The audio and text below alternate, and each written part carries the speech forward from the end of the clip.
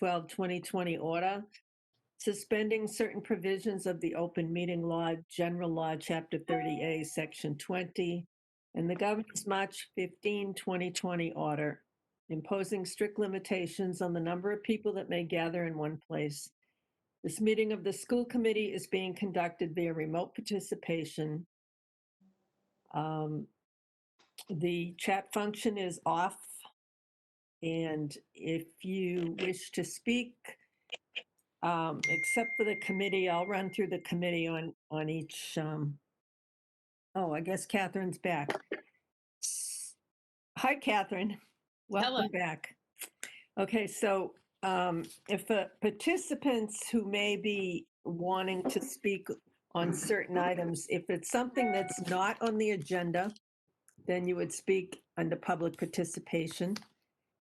Keep your comments to 3 minutes or less. If it is on the agenda, we'll take questions on the agenda items. So in that case, Bob Cuna will let me know if someone has a hand raised. And you raise your hand by hovering your cursor over your name. And then you can click on the hand and it will put your hand up so you can get called on.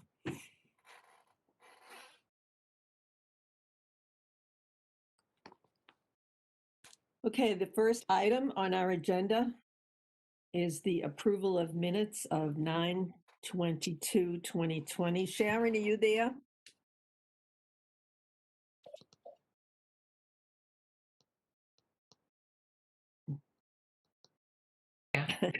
Hi, Sharon. Aye. Did they minutes get all straightened out? Are we good to go with what was written in the agenda? These are fine. I have not done the Board of Health ones yet. Yeah, but these are the ones that we held last time? No, we held the September 22nd. There really wasn't a reason to be held. It was the Board of Health one from August 27th. Okay, so the minutes of 9/22, is there a motion to approve them? So moved. Is there a second? Second. It's been moved and seconded to approve the minutes of 9/22. Mrs. Bond? Aye. Mr. Murphy? Aye. Mr. Foss? Aye. Ms. Simon? Aye. Chairman votes aye. The next item is public participation. Is there anyone who wishes to speak on something that is not on the agenda? Excuse me, Madam Chair. Yep. I think there were two sets of minutes for us to approve tonight. And Oh, I'm sorry, you're right. Okay, the other set of minutes was 10/13. Is there a motion to approve the minutes of 10/13? so moved. Moved. Ms. Simon. I'll second it. Okay, it's been moved and seconded to approve the minutes of 10/13. Mr. Murphy? Aye. Mr. Foss? Aye. Mrs. Bond? Aye. Ms. Simon? Aye. Chairman votes aye, and those are approved. Okay, public participation. Is there anyone with their hand up, Bob? Eric, you can't talk on the public participation. Madam This Chair, again. I do have something to add, is that we are joined by a new grandmother this evening. She Her is no video's longer off. a parent. It's Nana Gilbert, and Levi arrived last week. So I just wanted to, under public participation, congratulate Nana Gilbert. So congratulations to the whole Gilbert clan. Thank you so much. Sharon, why aren't you with your video on showing us that child? He's not in the room. He's making Oh. noise. I'm so jealous. Okay, anyone for public participation besides Eric? No, okay, moving on. Information and reports, the student representative, Sarah. Welcome, Sarah. Hi, everyone. First, I would like to give the student-wide report. So we all are really excited because the clubs are finally starting to run. So all the clubs were approved by Mr. Sullivan, and everybody's getting their groups together. And it's really exciting this year, even though all the things are looking very different. We did finish right now on our elections for the student council, so we'll start meetings hopefully by next week. So I will have more reports from each class to give by the next meeting. Another thing that I actually wanted to question Dr. Conti was the student survey that was sent out last week, I think. I just wanted to know if you got any results or if they were being shared in this meeting or later on. I don't know if you want to answer that right now. Sarah, I can. It's next on the agenda, so we should have a chance to go through some of them. We won't go through a lot of the open responses, but we have those and we're going through those ourselves. So you're certainly welcome to participate and would love your perspective. Okay, all right, thank you. Um, and another thing is that the time is getting close to November 1st, which is a lot of seniors' deadlines for college applications early on. So a lot of seniors are busy doing that, including me. So that's another chaotic aspect of our lives. And another thing that I wanted to just mention regarding the equity committee is that we met last week. So we have formed 4 working groups within the equity committee.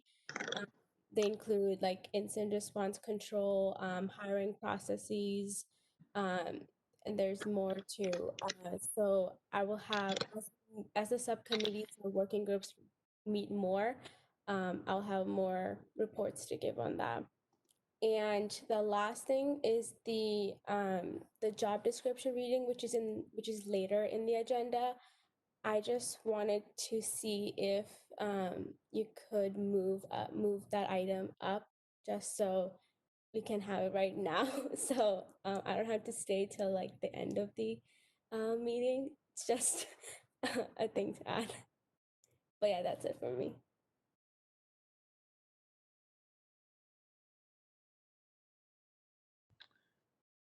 Again, Madam Chair, I have no issues moving the job description up. I think I've looked at it enough times. I think we've incorporated feedback from everybody. We shared it with the committee. Again, I'm very comfortable with it. I think it will be part of an effective package that we put out.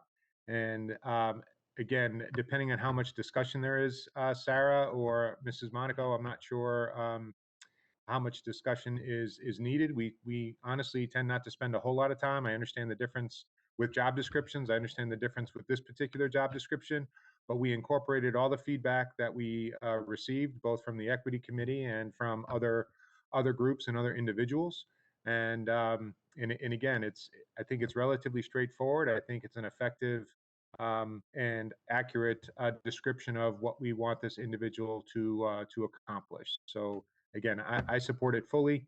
And again, it's really up to Madam Chair, Mrs. Monaco, it's up to you how much conversation you think there is going to be around the job description. This is a second reading, and I would be looking for a vote to approve, and then we can move forward. So it's really district work after this. So I'm not sure, Mrs. Monaco, what you'd like to do. All right, why don't we move it up on the agenda? We can do it right now. And that way Sarah can go about her evening. I know I have a couple of questions on it, but I think probably a motion to approve if someone wants to make that. Ms. Simon, I'd like to make a motion to approve the job description as submitted to us in our packet. Second. I'll second. Okay, it's been moved and seconded. I'm searching for it. Oh, well, actually, I don't need to search for it. Eric, I noticed, well, first of all, who else might have questions?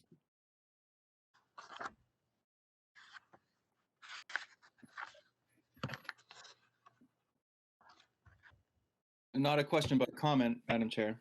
Yeah, go ahead.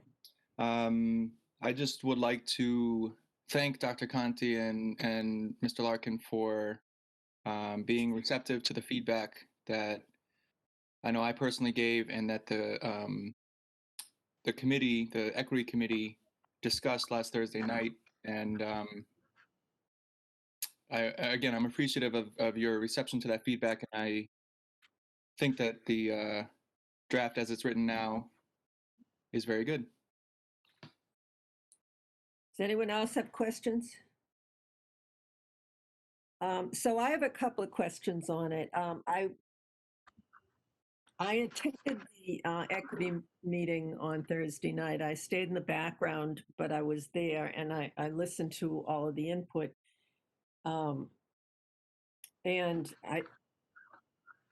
I appreciate the fact that the need to have those meetings posted in public it has now been recognized, because otherwise I couldn't have gone.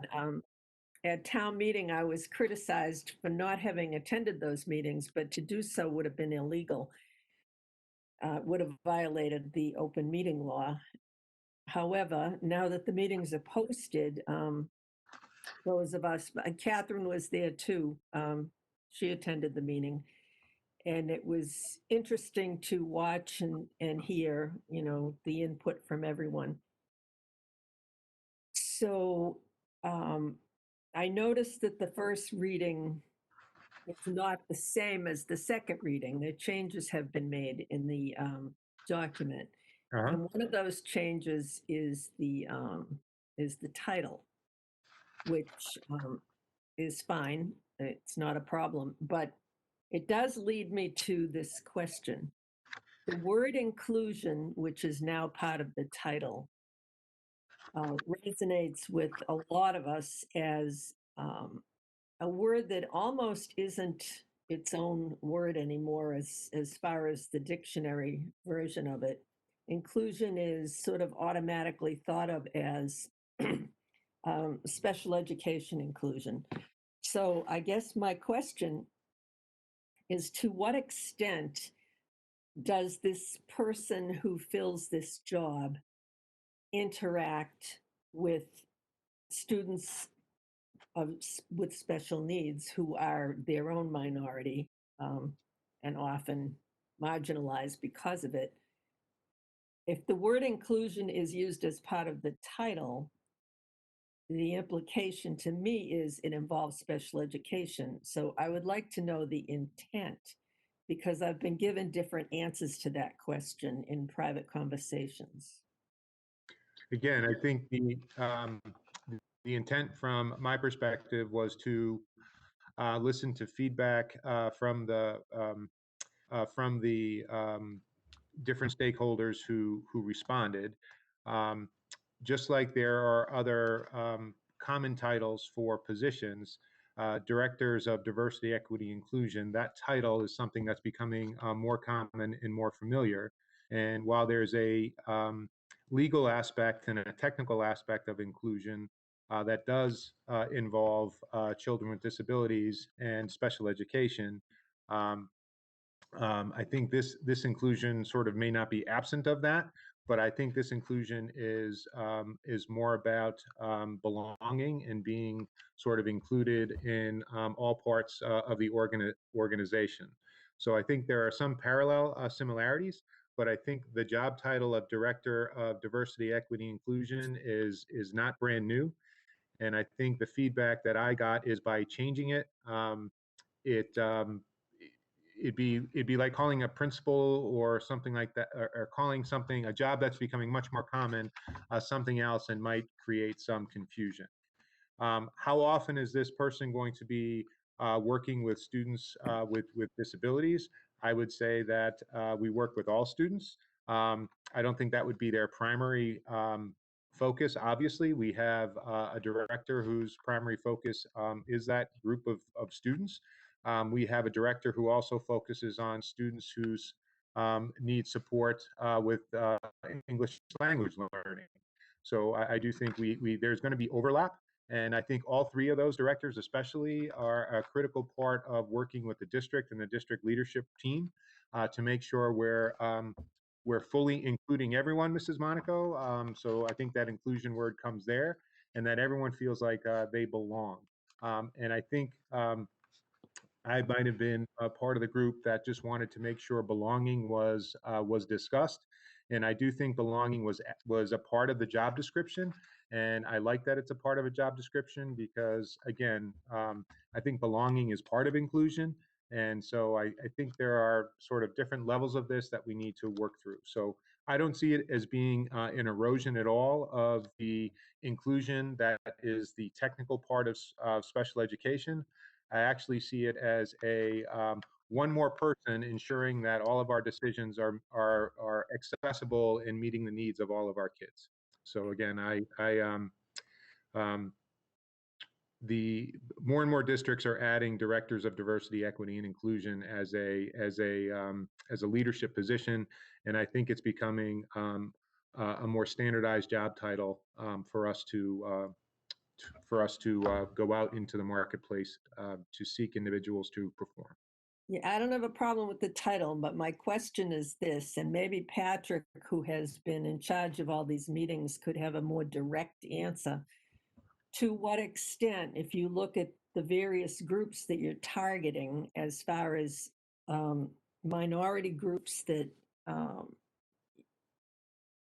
that are really the target of this whole effort, is special education part of one of those groups, students with special needs, one of those groups, or is it not? I just want a yes or no answer. Yes, it is, or no, it isn't. Well, Chris, what I'm saying directly is there's going to be some overlap with students with I disabilities. know, but I could ask you, I could give you a different it is. minority. Yes, it is? Okay, that's on the record? I mean, are we going to hire a director of inclusion that is going to keep any group like not on the as a focal point? I mean, it seems ridiculous. That's my question. All right. Okay, thank you very much, Patrick. Could I Okay, does anyone else have questions? Martha, go ahead. make a comment? I think for me, the answer to your question is yes. This new director would include addressing issues for students with special needs. I also think that the reason we are even having this discussion, the reason we are creating this position is because of racial justice issues across the country and in Burlington and in the Burlington schools. And that we feel we need some of us feel we need a special lens, someone to keep an eye on that. In addition to that, I also know that in all the reading I've done and discussing, that every director of diversity, equity, and inclusion that I've read about or read interviews with in the last several months are always talking about all the groups, whether it's people with disabilities, students with special needs, whether it's women or other groups. Those are part of what these people are working on, and that's what I would expect our director of diversity, equity, and inclusion to include all students, but that the idea is that no one has previously had a focus on some of the issues that affect our students who I'm going to use a term BIPOC, and I want to define it because some of us are starting to use it a lot. And I just, for people who are listening, if you don't know what that is, the B stands for Black, the I stands for Indigenous, and POC stands for people of color. And so BIPOC is sort of a term to try to refer to a group of people in our country who have not, and in our town, who have not necessarily received the kind of equity and belonging that we hope all of our students will have. So when you said I need a yes, no answer, the answer is yes. I see this position as addressing the issues of any of our students, even though the purpose of us putting this position out is to make sure that our BIPOC students and staff and families are also feeling included in the same way that we would like every one of our special needs students to feel included. And those are issues that are not done and we have to keep working on as well. Well, I'm glad you've come to that I know we've that talked position, because when you and I first discussed it, you were very clear in telling me that it was not for special education. So I'm glad to see that you now feel that it is. Is there anyone else who wishes to make a comment? Because I'd like to get a vote and move on. All right, it's been moved and seconded. Mrs. Simon, we're voting. I'm sorry. Before that, I know there's somebody who's trying to comment. Do we want to take comments before we vote? And Who's trying to comment? Mimi Bob? Hyland is trying to get a link directly to the meeting, but that would not necessarily, I don't know how, what, Oh, I Or should- I didn't read it. should I have her type it in to me? All right. And I'll have her type it to me, but she You may, know what? Let's take the vote because we know where it's going. She can speak when she gets there. Mrs. Simon, your vote, please. I vote aye. Mr. Murphy, Aye. Mr. Foss, Aye. Mrs. Bond. Aye. Chairman votes aye, so that's unanimous for the job description. Let me know when you have a question. I will do that. Okay, moving on. Again, Madam Chair, just because it's connected to that agenda item, I did share with the committee a timeline for the search process. I think the process is going to look very similar to committee members, to that of a principal or to a SPED director. I'd like Patrick to facilitate that. So you have a draft of a process and a timeline. I don't think this requires a vote. It never has. But we want to keep people apprised in terms of what we're doing. So now that the job description is approved, again, the district work begins. Patrick will put together a committee. We would certainly like school committee representation on that committee. And I know Mrs. Bond has expressed an interest in sitting on that committee.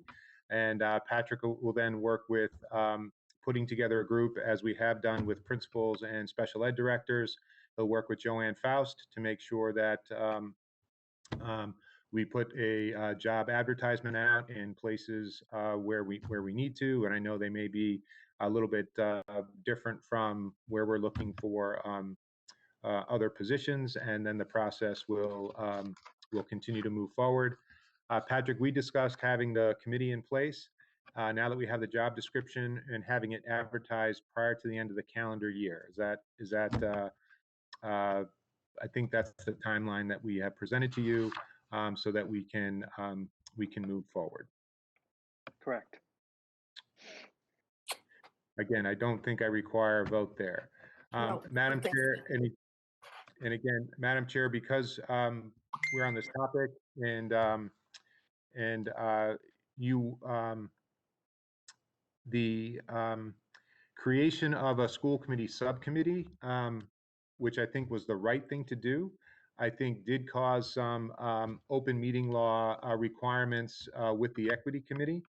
And I'm seeing the open meeting requirements being at cross purpose with some of the original reasons why we set up the equity committee in the first place, that really grew out of the district capacity project, which was a time and a space for faculty and students to discuss issues of race. I don't think those needs have gone away. And so my suggestion to the committee, and I will take full responsibility for being not mentioning this when we form the subcommittee, is I really see the equity committee having two purposes. And I think the equity committee needs to be divided so that there's a school district piece that can continue to meet with staff and students and others, again, that Patrick facilitates and ultimately will be facilitated by our Director of Equity and Inclusion. And those are district-based conversations. I don't believe they need to be posted, nor should they be posted.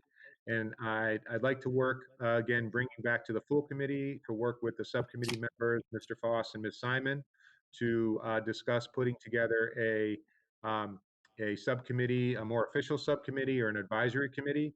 I've been approached by Paul Sagarino and some selectmen about being interested in partnering. There's some interest from members of the Board of Health, and maybe from some of the elected boards, we can put together an advisory or a subcommittee to the school committee, and those meetings should be posted and public and follow the open meeting law. And in that way, I think the communication will be improved. And I just think I see both purposes. And if we try to do everything under one committee, the committee's too large, first of all, and I'm not sure that the district, as the conversations have been going from the several years, I think those meetings need to continue, and that's more of a professional development experience and more of an internal conversation. And but I do think both are important and both are needed. So my suggestion to the committee is that we sort of divide the equity committee. Mr. Foss and Ms. Simon, please, I probably should have not recommended that you jump right onto the equity committee, and I apologize for that. I do think you take sort of your titles and the open meeting law with you, and maybe I do think there's need in the community for these conversations, and so I would really like it to continue to have again, an advisory or a subcommittee of the school committee talking about equity issues. But I also want to make sure that the district conversations that we've been having for the past few years, where I think there's been a great deal of trust developed between staff and students, that those conversations continue. So again, and it was my responsibility for not recognizing the open meeting law implications. So again, I take So, responsibility. Eric, the bottom line for that is any meetings that are attended by school committee meetings have to be that are attended by school committee members or members of the public that are not internal to the district have to be posted and public. So you figure it out, but anything that school committee members are attending, we've got to post them and open them up. Martha, you wanted to say something? I want to support Dr. Conti's proposal, and to give a little history. As you all know, this particular equity committee did come out of the district capacity group that I was part of.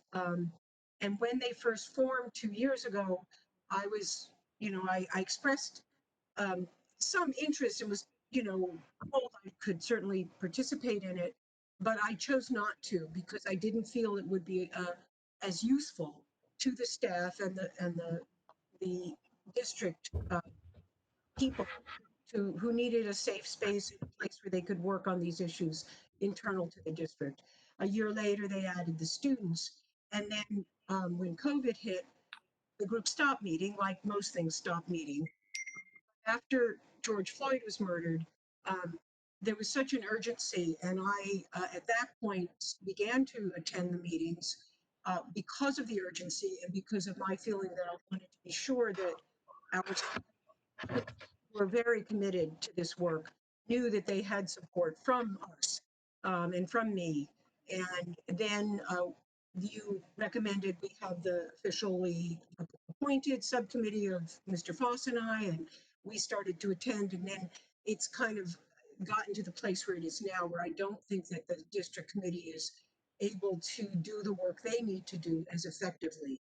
So I am happy to not participate as a member of the district equity committee so that they can do the work that they're doing. And I do think that I know that there are people, so I think the other committee, the advisory committee or whatever we want to call it, that I would be happy to participate in. And I would love to have these conversations with people across the town. I know there are people on town meeting and in the board, the select board and other people who would like to have this conversation.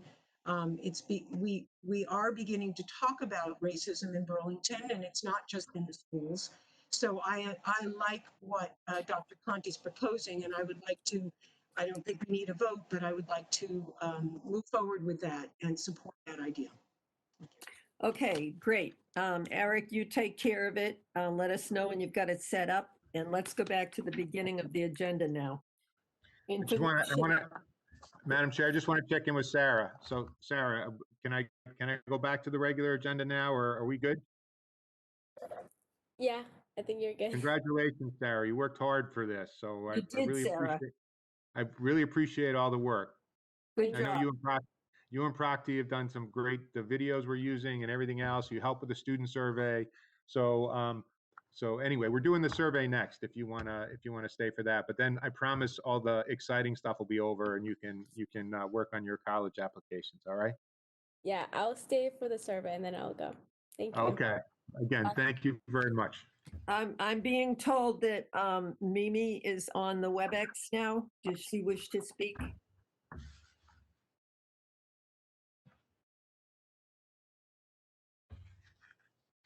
Bob? She's showing as a participant, but No she's hand not up? choosing to talk right now. Okay, that's fine. Let's go back to the beginning of our agenda and get going on the All right, information and reports, Um, subcommittee reports. Does anyone have a Yes, ma'am. subcommittee report?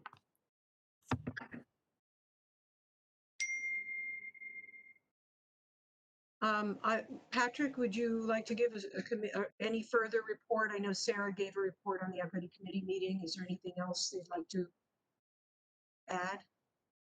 No, just again, thank you to the members for their time on Thursday night and the others who attended and appreciated the conversation. So thank you. Okay, I would also just add that the working groups, I'm really delighted because the working groups are focused on some of the actions that we can begin now, that we don't need to wait, and that I'm looking forward to hearing more from the committee. all right, is Mr. Eiler here? Do you have anything for us, Mr. Eiler?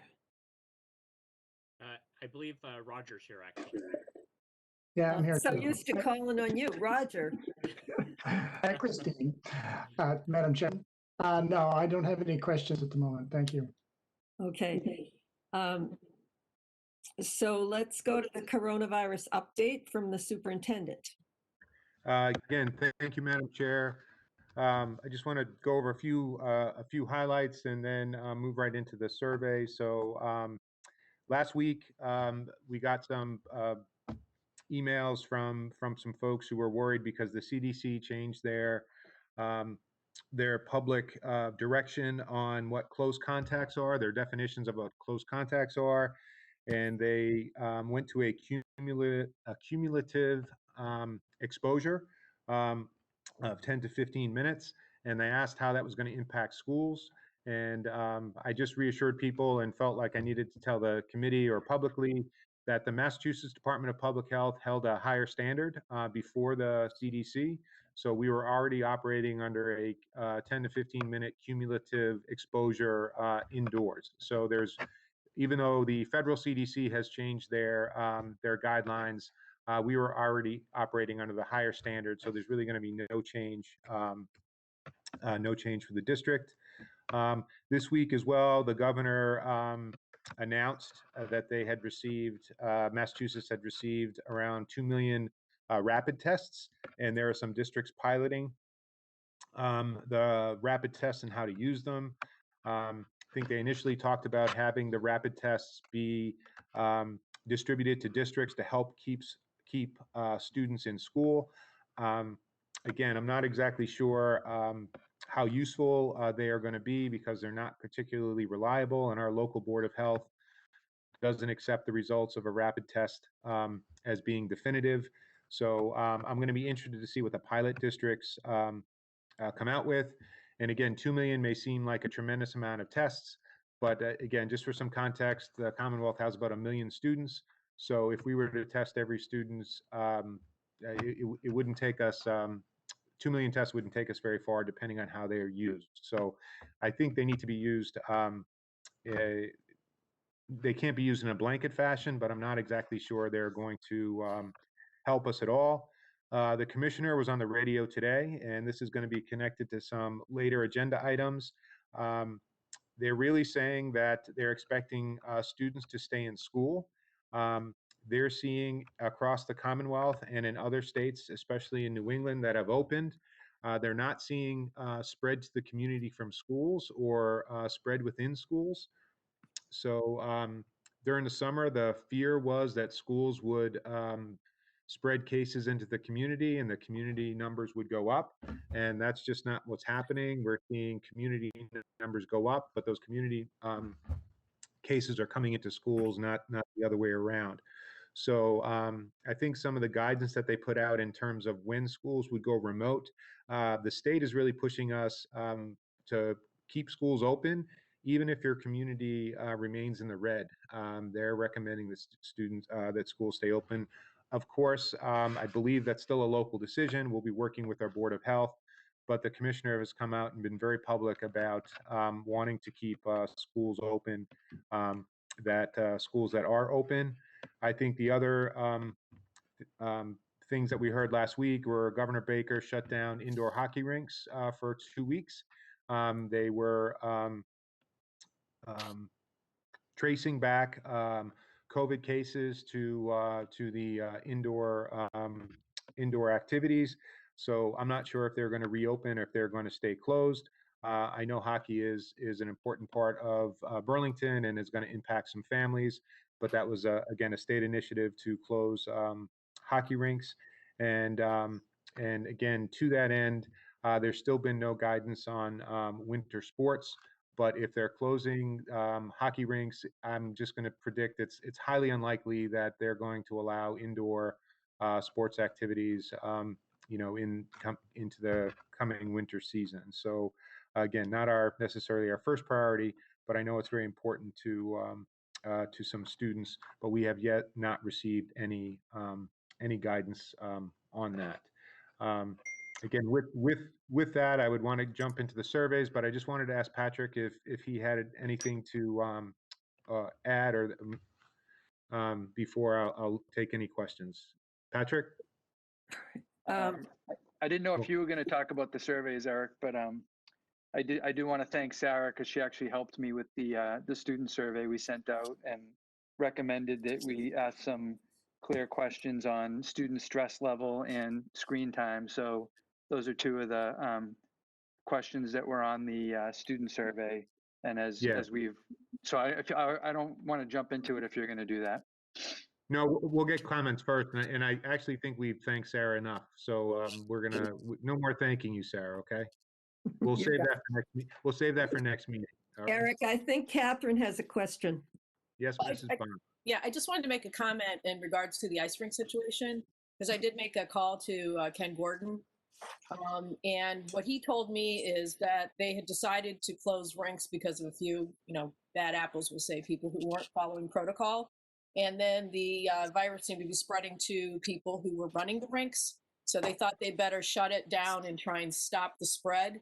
Their hope is that the rinks will open in 2 weeks. They're not sure whether there'll be team sports or not, or whether it'll just be practices, but that's the hope and the intent at this point. So let's all cross our fingers that, people follow the rules and don't ruin it for everybody. And again, I think we could probably extend that saying and across the board, Ms. Bond. So I think that's true. So, Madam Chair, if there's no other comments or questions, I'd jump into the surveys for folks, Sure, if that's go okay. So, Bob, you have them. If you could put them up on the screen. We did 3 surveys. We did a family, a staff, and a student survey. As Patrick noted, we did get some questions for the student survey from some students, from Sarah. So thank you, Sarah. What we tried to do is summarize the slides from each of the 3 groups. We put them in a common, we put them next to each other. So we're not going to go through the family survey, the staff survey, and the student survey. We took sort of common questions and put all of the charts next to one another. So we'll go through them, and then Patrick, please interrupt when you have something to add. I can't see you on my screen, but just jump on in. So Bob, if you could scroll down.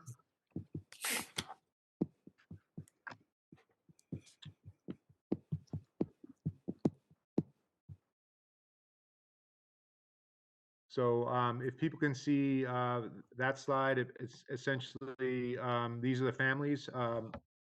Oops.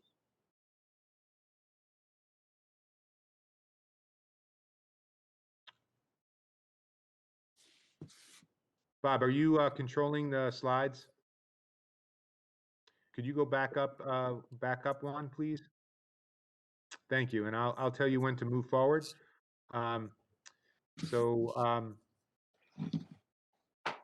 Again, we had, these are the, oh, could you go back one more, please? I'm sorry, Bob, thanks. One more. All right, right there, perfect. So again, the families who responded, these are who responded. As you can see, we had 713 responses from families representing about 1,000 students. The majority of the families, the highest percentage were from the middle school. And I think that connects to our agenda item as well. I'm sure you all recognize by now the reward for a job well done in our sort of area of conversation is silence. So that people are taking the time to respond usually means they have something to say. So I think that would be aligned with our agenda tonight. Bob, could you scroll down again? So this is who responded. So students who responded, we gave the survey to high school and middle school students. We had about, again, 68 and 32%. So the majority of the respondents were high school students. Bob, next slide, please. And we had about 430 or so students respond. Staff, we had 191 or 200, so roughly half of our staff responded, about 50%. And again, the majority of respondents were high school, middle school, and sort of worked their way down from there. So, so you all can see who responded. Bob, next slide, please.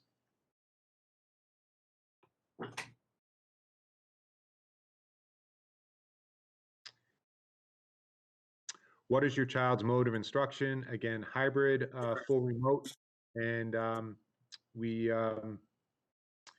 got some feedback from the parent group I was in that they in the future surveys, and we've gotten both advice, but in future surveys they wanted to do a separate survey for every child, and because they said because every child's learning is very distinctly different. So I think when we do this in the future, we will do that. But you can see again, the majority of our respondents, we already know 80% of our students are in person, and that is reflected in the in what we're seeing in our responses. Bob, next one, please. Again, these are the students. So about 80% of the students who responded of the 429 were hybrid, and 20% were full remote. And again, so those 430 student respondents match they're a good model for the overall district, which is about 80-20 as well. Next slide. Desire to change.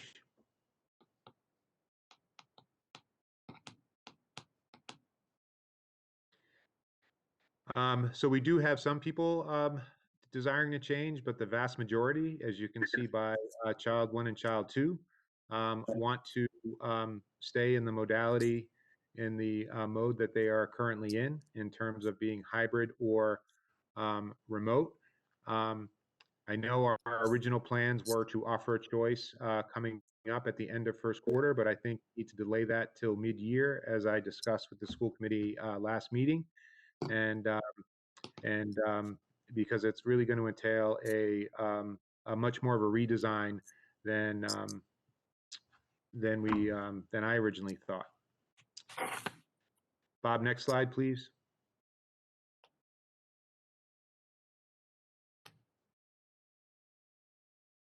Okay, students, if you had the opportunity to switch, would you?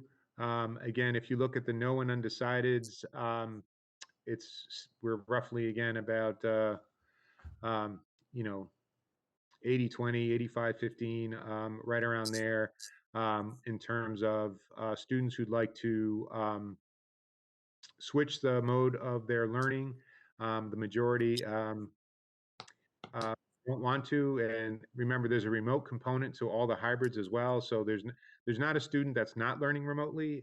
It's just whether how much of their learning is remote versus any in-person experience at all. And this is at, again, middle and high school, the responses. Next slide.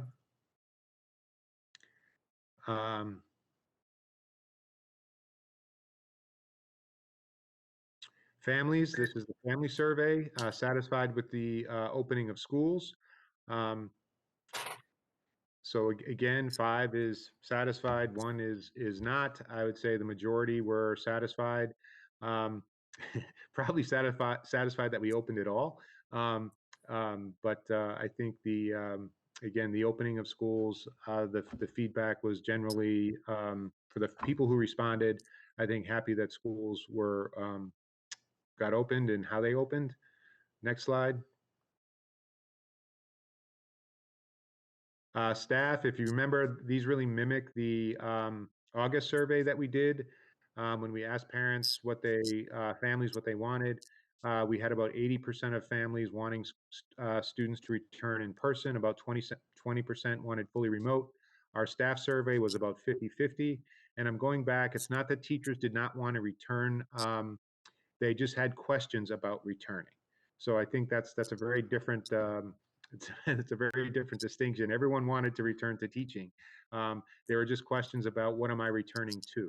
So I think they have a little bit of they have a better idea now of what they are returning to, and I think you can see that some of the favorability shifted, but it is a flatter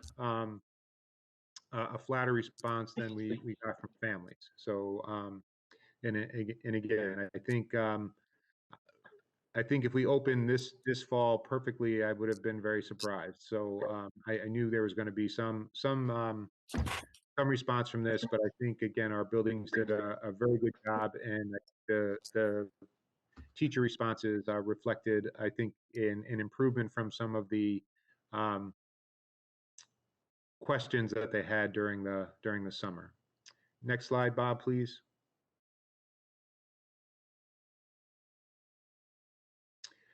Again, this is about a safe return. Again, I think families were responding that they felt like the return was safe. I think that has borne out in terms of not seeing school spread to communities or not seeing school-to-school spread. I do think our work with the Board of Health and with Susan Luminello has really paid off in terms of making sure that we have precautions in place. Mask wearing, social distancing, hand washing. I think there's a reason that we're doing that, and that's to provide a safe return to in-person.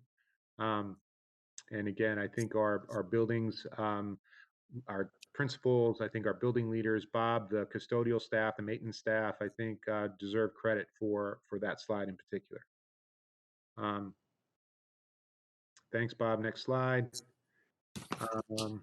This is staff safe return. And again, I think that we provided as many accommodations as we could. But I do think this reflects some of the nervousness about coming into school buildings when a lot was unknown. And I still think there are lots of questions. So especially now as we're getting into the flu and heating season, I think we're going to need to answer more questions to make sure that people continue to feel safe.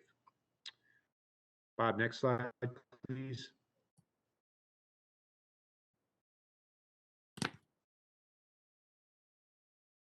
So logistics, this is the logistics section. Keep going a little bit. I'm not sure people can see the slide before. Okay, we'll go through this. So again, how we're satisfied you with the logistics. Shouldn't be anything here that again is too much of a surprise. I think our teachers in schools have done a great job with communication. Feedback we've gotten is families want to hear more from their schools and their teachers than they do from the central office. They just find it more informational, more factual. I think the transportation information came out very late, last minute, and I think that we don't have a whole lot of families. We're running about 30%. So I'm not sure that the transportation question applied to a lot of the respondents, but the people who did respond to transportation gave us um, uh, moderate feedback. So I think the transportation obviously was done last minute, and I think we're coming up to speed now, but I think it was a struggle for us to get us online, and I think we knew that was going to be an area of concern. Bob, next slide, please.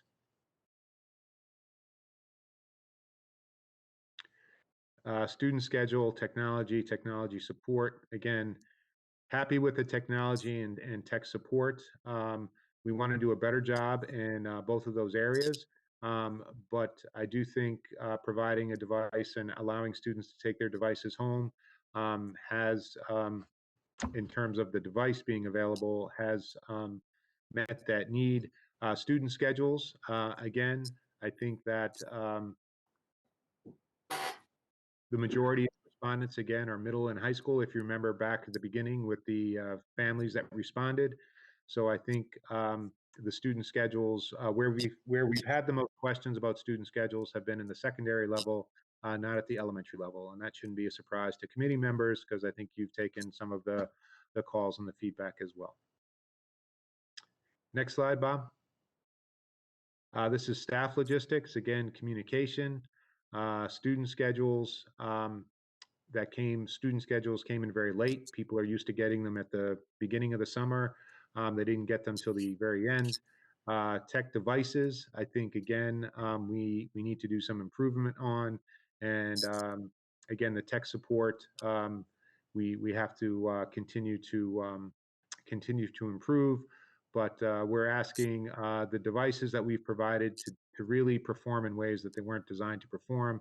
And we'll talk about that in I think we can talk about that in a little while, but I think that you're seeing the sort of the reaction to that.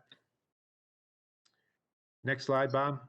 And I promise we're coming to the end. The experiences here, we're getting there. These are students now. Communication with teacher or school, consistency on learning. I believe this is a student one. Social and mental supports, quality of home learning. No, I believe actually this is still family. I believe this is family. So very good, acceptable, not acceptable. Again, communication is, I think, a strength of our teachers and schools. Consistency of learning. And part of the slides being cut off for me, but you can see the results there. And this is the family one, having time or capability to support my child. Again, I think that's a challenge for all families, but the majority of the respondents, again, were hybrid, so in person, and then access to digital resources. Parents feel like they do have access to digital resources. Bob, continue, please.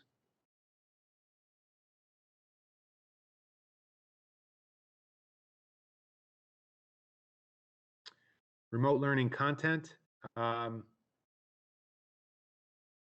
Please consider both digital and non-digital material. Again, largely, again, favorable collectively, but I think people want to, they are giving us some feedback on the content they're seeing. Next slide. Again, we have comments that go with all of these that we've gone through. So these are just the summary slides. Again, students, how satisfied are you with remote learning content, both digital and non-digital? That's almost like a true bell curve. So I would say that's kind of middle of the road, where we're at. Bob.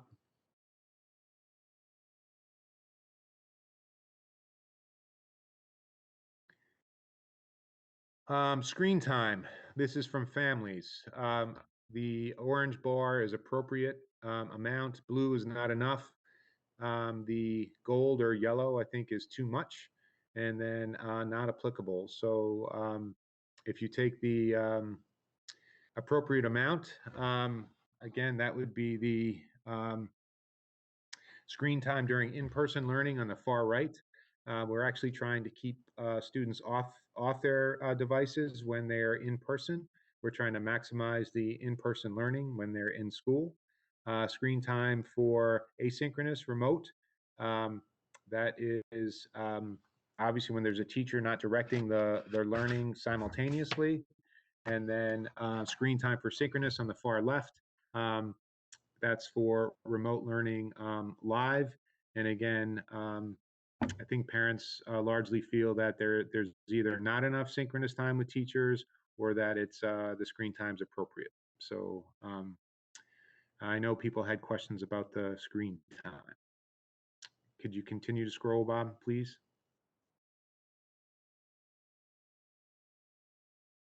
This is student screen time. Again, not enough is blue. You guys can read appropriate, too much, or NA. Screen time during in-person learning. I think a lot of people feel that's appropriate. Again, I'm starting on the far right. Screen time for asynchronous in the middle. And then screen time for synchronous. And there was some feedback from students on the Wednesday schedule, especially at the high school, and then the majority of our respondents from the high school. The Wednesdays is when students meet with every one of their periods, and I think the pace of the day is quick, and I think students are online because they're not in school all day. So all students are learning remotely on Wednesdays. And I think you're seeing probably some of the feedback there and in the detailed comments that we received. The next slide, I'm going to just summarize and then let Patrick jump in because you're probably tired of my voice at this point, but this is the student stress slide that Patrick mentioned. And I do think we're going to need to have more agenda items coming up and more conversations with the committee about what we're doing specifically to address this. So Patrick, would you mind jumping in? No, I'm happy to. Again, this is a conversation we've been having going back to before school started. Obviously, I think anybody listening can relate to the fact that there's more stress going on. So it's not just particular to students, it's also adults. So again, we're trying to have thoughtful conversations as we look at all the responses to make sure that we have a balanced approach that again puts social emotional needs of staff and students first as we look to tweak things. Obviously, this is the beginning of the year survey results. We're not locked in central office thinking that the way we're structured now is the way we'll be structured the whole year, obviously, or even for the next few months. There's a lot of conversations happening between principals and staff. The survey results have been shared with all the principals. The staff results have been shared with the BEA.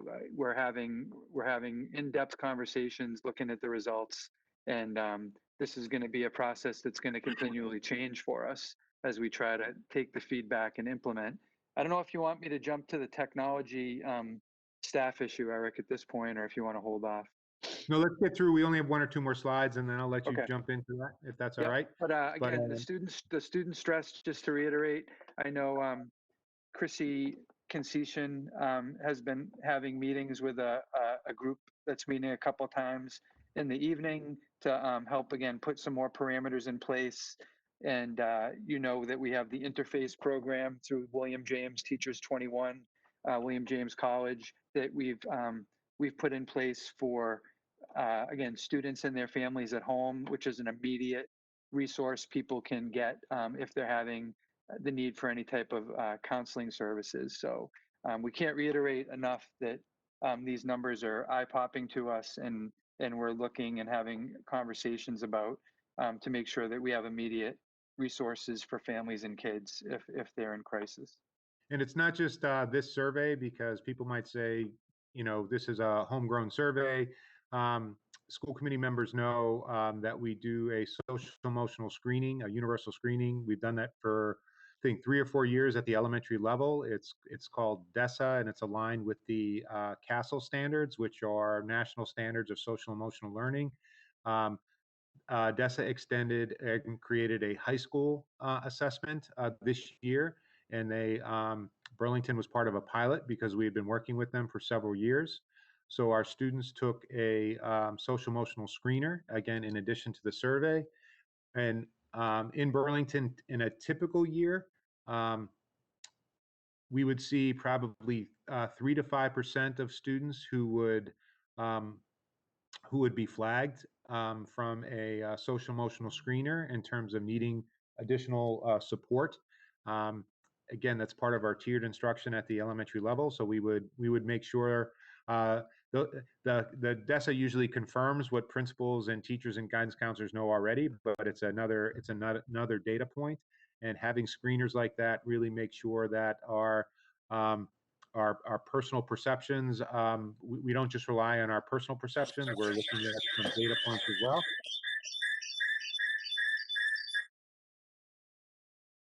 But again, if you take, and I know I'm stretching here, but if you look at a 3 to 5% identification at the elementary level, the high school screener, there were 30% of students who screened out as needing some sort of support. So again, I'm not sure if that's high school in general. We don't have 3 or 4 years of baseline data to compare it to. This was our first year, but I do think in their models that was that was unexpected for us, and I think that would confirm what we're seeing in the survey here. So I do think student stress is real. I think the adult stress that people are dealing with, as Patrick said, is real, and we're trying to we're going to need to look at that, look at homework, look at a bunch of other things that contribute to it. I think Sarah even mentioned the college application process. And I think the college application process is causing some stress because it's very different than it has been traditionally. And I think students and families are navigating those waters in a very different environment than they typically have. Bob, could you just screen? I think the last one might be our last slide, and then Patrick can go back and talk about devices. So again, the new committee members, we spent probably a lot of the last couple of years, 2 or 3 years, talking about social emotional learning and student wellness, and sleep was a big part of our conversations. The reason we adjusted the high school schedule was as a result of that. So we just, when we get the opportunity, we want to continue to talk to students about their sleep patterns, and it's important that adolescents sleep. And again, love to see more students in the 7 and above range than exists.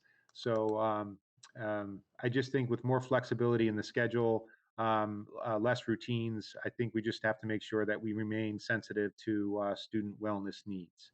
So before Patrick talks about devices in particular, I just want to know if there's any questions or slides that stood out for people. You have a copy of this. We can certainly post the results. We wanted to show them to you first, and then we can post the results. So if people have questions or follow up, they can do that. So, Eric, we have a lot of balls in the air at the moment. So is Patrick's discussion on devices part of this agenda item? Patrick was part of a few slides back up when we were talking about the teacher responses to devices. So we've had these results for a while, and we've been sort of responding to them already. So if you want us to make that a separate agenda item, we certainly can. I'm just trying to keep everything straight. I know somebody's waiting to speak on a prior topic. While we're where we are, how about if committee members ask any questions they might have so far? Is there anyone I can't see because of the document? So I can't see your hand if you're holding it in the screen. Madam Chair, real quick. Yeah, go ahead. Carl? Carl, yep. Yeah. Dr. Conti, just to confirm, did you say that 30% of students were flagged by that DESA screener? I did, yes. Oh, wow, okay. High school students. High school, okay. But again, I also said I've no history of the screener. in Burlington prior to this year. So we've given it at the elementary level. It was not available at the high school level prior to this year. So I just it wanted seems to like confirm. Sorry to interrupt. Anything else, Carl? I just wanted to confirm that number, and I was curious also because we're about to start in Lowell as well. Thank you. Okay, any other committee members wish to speak? So, Eric, I just have a quick question. I was having a discussion with someone in the last few days about possible changes in our model.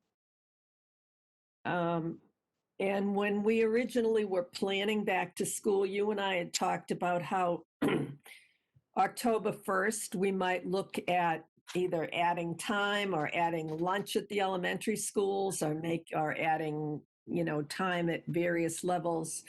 Do you have any thought currently? I know the numbers are up and I know that kind of puts us in a holding pattern, but do you have any thoughts currently about increasing or changing school times?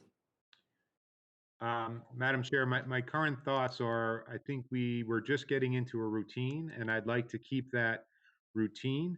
And I think if we are going to make changes, I think we need to make them at mid-year, and that's what I tried to convey to the committee before. I think the changes that we need to make are going to be more structural, and I think they're going to take more planning than just a matter of adding lunch or adding time, because that changes our transportation schedule. There's a lot of repercussions, and I just think we need to work through all of those. And I didn't want to lose the rhythm that we had gotten into and keep kids in school. Mrs. Monaco, when we also, I think, spoke earlier in the fall, if you had asked me if we would have made in-person learning, through November 1st, I would have been an even bet. So I'm very happy that we're still in school. I'm very happy that we haven't seen school spread. And I'm very happy we haven't seen school spread to the community. I think we're in the position to start talking about that and planning for some changes. I even think the Department of Ed wants to force some changes. So I think we're going to be getting new guidance, and we can talk about that. We're conflating some agenda items, but I do think they're all sort of connected to this topic. So Okay. I just want to make the point that I know it is the opinion of many parents, and it is also my opinion that we should be looking to make increases in time in school as we can when the time is right. And I'm not saying it needs to be yesterday.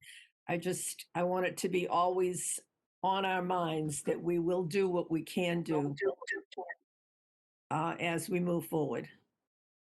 And again, Madam Chair, I think those changes are taking place. So at our principals meeting today, I think the elementary principals are talking about making some adjustments within the schedules that they have now, adding some language arts times, and they're going to do that together as a group.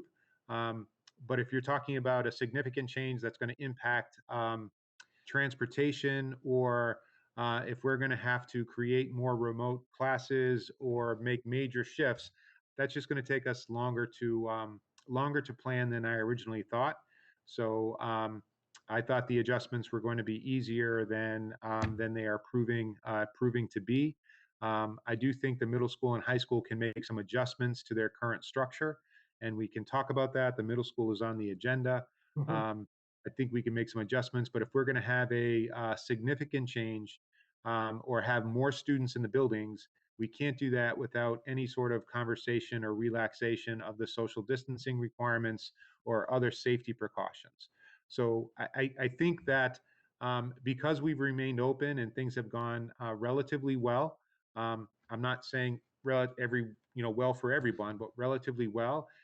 We designed these schedules not to be not as sort of academic schedules as our first priority. We said safety was first. We had to follow our protocols. We said social emotional learning was second and academics were following. No one in their right mind would design a hybrid schedule for maximizing learning time. We just wouldn't do it. It's sort of the worst of both in-person and remote. We wanted to get kids back in school, and there are limitations to what we are doing 100%. And I agree with that. But there's also going to be limitations to the changes that we can make if we're going to maintain some of the safety protocols or all of the safety protocols that we have in place. Now, they may relax as you know, as we're advised, and if that's the case, we can certainly make adjustments. But it's very difficult for us to add extend dismissal an hour without having that have a cascade effect on everything. And we just need time. So again, Chris, I know you want kids in school more. I want school more. And I feel like I'm delaying you every meeting, but we are making some adjustments. And then I do think if there's a sort of major restructuring, that really can't happen until mid-year. And that's fine, Eric. I just want to make the point that when we can have the elementary kids stay for lunch and stay for the whole day, then I want to have it happen. And I don't care if it costs more for transportation. I want to see these kids back in school as much as we can have them in safely. So just, I know you feel the same way, and I don't want to take any more time. So why don't we just move on?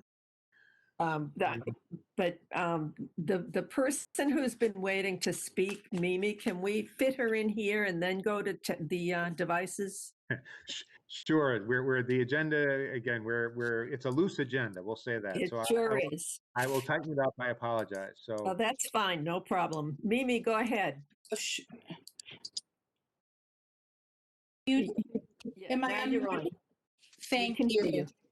Thank you for making this space for me. I was having a lot of tech issues. So I just wanted to offer a perspective to the question that Ms. Monaco had asked at the start of the meeting, which was, is this DEI position meant to also assist students within special education and with special needs? I know the vote has already been taken, and some may think that this is mute, but for the record, I just wanted to offer what my own response is, and I want to be clear that I do not speak for anyone other than myself, and certainly not for the school district. But I did hear the hesitancy, and Ms. Monaco, I appreciate your frustration that you felt you weren't getting a straight answer, because I think that question is met often with uncomfortableness, because nobody who is supporting a position with the term inclusion in it wants to answer that it may be more narrowly focused on a certain group. But this is what I say. There are already dedicated professionals, including directors of special education, focused on students with special learning needs and disabilities. IEPs and 504s exist to address the challenges students in these groups face, but there are no specific legal protections equivalent to IEPs and 504s to support BIPOC students who experience discrimination. So for me, I see a position like this being especially helpful to BIPOC students on IEPs and 504s, and I see a director of equity, diversity, equity, and inclusion being able to partner and collaborate with special education directors and other professionals who provide direct services to kids with special needs on ideas around how to mitigate discrimination faced by BIPOC students in their midst. So I really do think this is a position that is meant to acknowledge and address systemic and interpersonal racism within a school district. So I appreciate when others who answered this earlier this evening said, well, it's meant to do both. But I think we should all be clear, as far as I'm concerned anyway, that this really is a position that is meant to address systemic and interpersonal racism within the school district. And I just wanted the record to show a resident in the community stating that. So thank you. Okay, thank you very much. Moving on, Patrick, can we get to devices now? Sure, thank you. Again, there were certainly trends as we looked through the comments in the surveys, and we didn't need a survey to tell us that the teacher devices are problematic. So again, just very quickly, we got Chromebooks for teachers. That was a decision that was made before we had any idea. This goes back a few years that we were going to be in any type of remote learning, and teachers are working harder than ever to make this work, and we're getting calls over and over from staff that the devices that they have to do this work are the impediment. So we have done some work and looked at some funding sources, and we have a potential solution to respond to that. I think it's going to go a long way in taking some of the burden off staff who, remember, we have over 400 students that are full-time remote just in the elementary schools. And then with middle and high school, you add those students in. I think it's really going to streamline for the people that are especially full-time, but all of our teachers are doing some type of remote instruction at some point. So again, we have a device option that we've looked at, and we hope again with if we can solidify the funding source that we can move pretty quickly on that and solve one of our bigger headaches in regards to what we've been doing since the beginning of the year with remote learning. Patrick, just out of curiosity, how many, just as a matter of practice, prior to March 13th last spring, how many like Google Meet classes were running in the district that we were seeing? Oh gosh, yeah, thanks. That came up we had 0 Google Meets for classroom teachers, like working with students prior to March is what our Google Suite showed us. And we've had over 100,000 since March. So just to give you one example of how things have changed quickly for us. So it's not, the Chromebooks were well designed for the environment that we initially put them in. They're not really well designed for the environment that we find ourselves in now. So I think we're trying to find a solution to remedy that. And I think it's the funding sources that we're exploring that are a challenge. And if we come up with a solution, we'll certainly share that with the committee. But what we're finding is because of the breakage on the Chromebook devices, the Chromebooks are less expensive than, for instance, a MacBook or something like that. But if we're replacing the Chromebooks more frequently, if you look over time, there's really not that big a difference in price, especially with the increased functionality. So instead of replacing the devices more than once over a 3-year period, if we could get 4 to 5 years out of a MacBook, I think it would be cost effective. And in our new reality, where video conferencing is expected, then I just think I think it would demonstrate that we are really trying to maximize the learning and the tools that we're providing for teachers. So I think it's going to be part of our future conversations coming up. Okay, questions from the committee? No? Anyone in the audience? Bob, if anyone does put a hand up, let me know, please. Okay, so what's next? The in-person learning time for high-need students, Madam Chair, is on there. yes, so that's something that comes up regularly. I keep being reminded to ask. There is a concern among some parents that the children who have extra needs, shall we say, may need more school time. And I know some get more school time, but maybe you could address increasing it for a group of children that the parents feel needed. Again, and Mrs. Monaco, Madam, through the chair, to everyone, there's nothing I'd like to see more than these kids in school more. I just think that in speaking with Mary, and I know Mary has met with the CPAC, and I think that there's, um, uh, I know there's some frustration in terms of our ability to do that, to provide a full day. It's not, we want all students to have a remote experience because we were planning potentially on being fully remote. Um, I think now that we're getting clearer direction from the state that they want us to stay open no matter what, I think we can start doing that.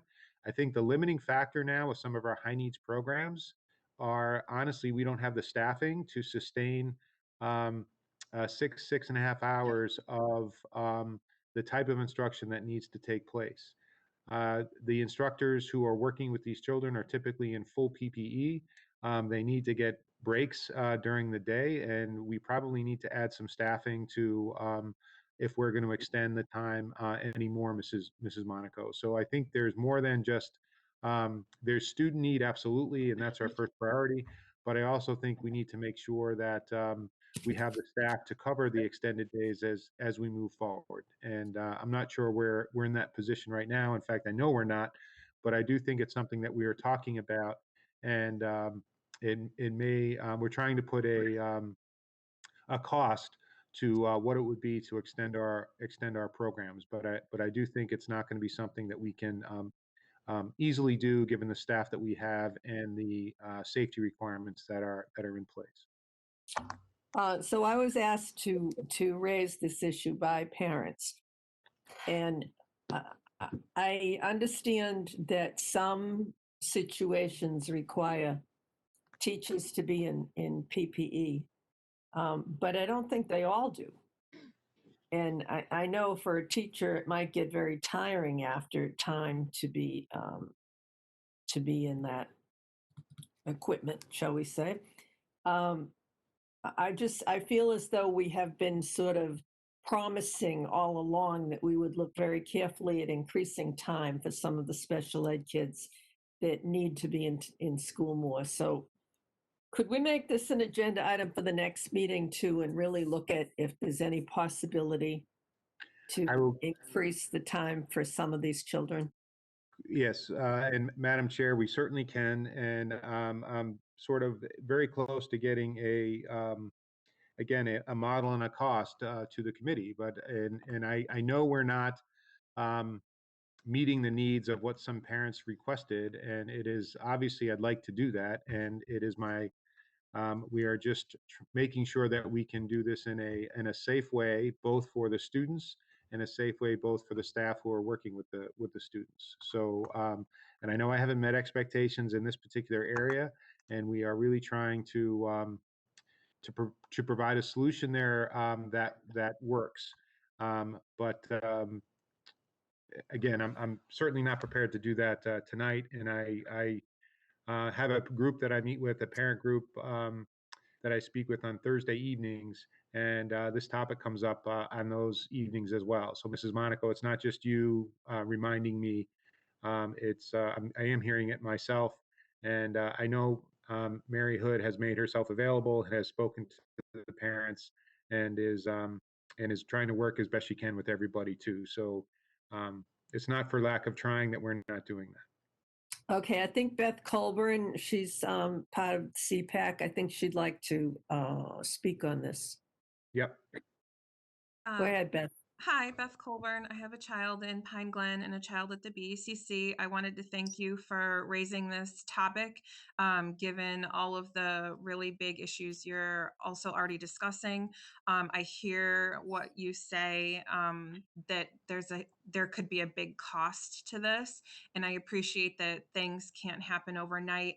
I guess I'm wondering, are there creative solutions that wouldn't require hiring staff or small increases or looking at students on an individual basis, as most of them, well, I would imagine they would all have an IEP, to address equity, which I guess I'll also raise. This is a great point with a diversity, equity, inclusion, whatever you're calling it, person, because, yep, we have a director of special education, and she's wonderful and she works tirelessly. for our students. But there is equity and inclusion issues that come up that she is unable to address. And I think someone of that title should be looking at those students, while I also acknowledge the great, huge need of BIPOC students' needs as well. Again, Ms. Coburn, please not to get into a back and forth. I think our SPED director is wonderful as well. And I know we're looking at solutions. We're trying to do this. We're trying to be as creative as we can. I'm not saying the limiting factor here is only money. I think we have to, we just have to be sensitive to the needs of everyone and try to have our high need students in school more. I appreciate that that's something that we need to work towards. So I just think we're honestly working on it. I just don't have a solution yet. I do think from the special ed perspective, inclusion has been more difficult because of how separate we've needed to keep the kids. So I do think this has been inclusion has been more of a challenge, again, from a special ed perspective. I'm talking about from a technical perspective, has been more of a challenge this year than we've experienced in the in a more typical school year. And I appreciate your patience. I think the CPAC has been, Mrs. Monaco has been very supportive. I think they've offered solutions, not just articulated that we need to make changes. So again, I appreciate that. And I know the changes aren't coming as quickly as people want, but we are trying to we're trying to implement them while sort of maintaining the safe environment that we have and keeping our schools open. So again, I feel like I'm tap dancing a little bit. I've been getting the feedback. I guess I need to be more direct. So we can't do it right now, but we are looking to do it every day. We're trying to expand the amount of time kids are in school. I completely appreciate that sentiment, and to continue to beat the dead horse a little bit as the representative of the dead horse. I just want to reiterate that while all the students need extra support, all the students need to be back in school, high needs students, special ed students are documented.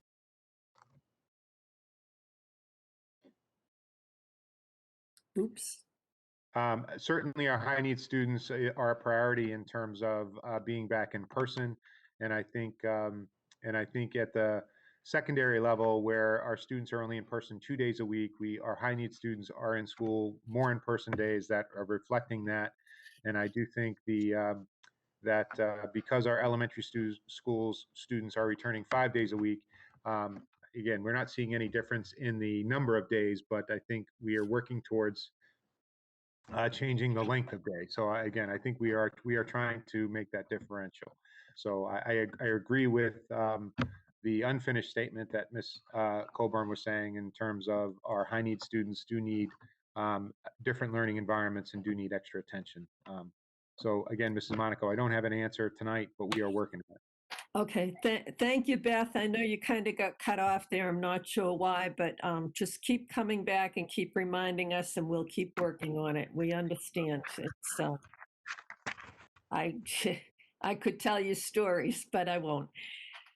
Okay, the next item is the middle school update, and so just so that everyone knows, these two agenda items, in-person learning time for high needs students and the middle school update, are both on the agenda at my request because I have been contacted by parents who wanted us to talk about this and they want their opportunity to speak.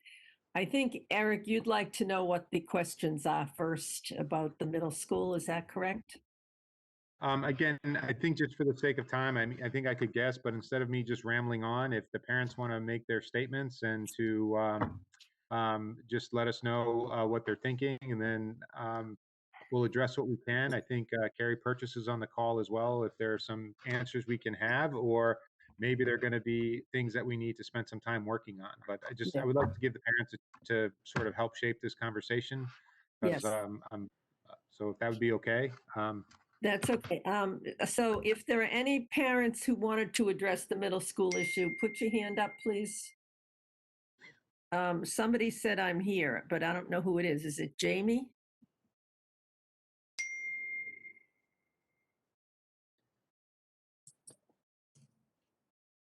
Yes, Is this there is Jamie Bean.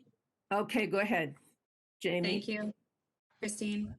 My name is Jamie Bean. I have a child in the Marshall Simons Middle School in 6th grade, and I have a 1st grader and a 4th grader at Fox Hill Elementary School. The district has recently asked for parent feedback, and that's why I wanted to speak tonight. I want to start off by thanking the administration, the teachers, and the staff for moving ahead with the hybrid model. We're all happy that the kids are back in school as much as possible. My specific experience that I wanted to talk about tonight is at the middle school. My daughter's been having a wonderful, positive experience in her in-person days. My concerns mostly lie in the days that she is remote. During the normal school hours, which are about 7:40, 7:50 to about 2:40, she only has about 60 minutes of virtual learning with the teacher.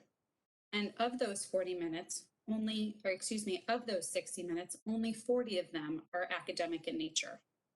And frankly, I don't feel it's sufficient. The rest of the day is spent with her doing her own assignments, ALA work. And I have found that she has a good amount of downtime.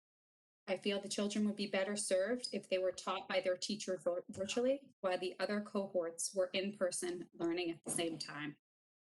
I did speak with Ms. Purchase on Friday about my concerns. She did explain that recently they have done assessments for iReady, which I was happy to hear.